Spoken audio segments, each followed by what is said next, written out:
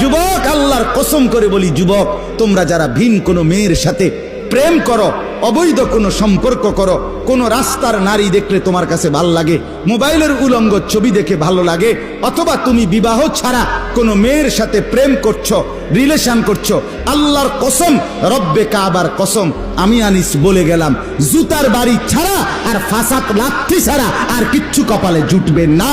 না না না বললাম না। সুখ মিলবে না, সুখ মিলবে না।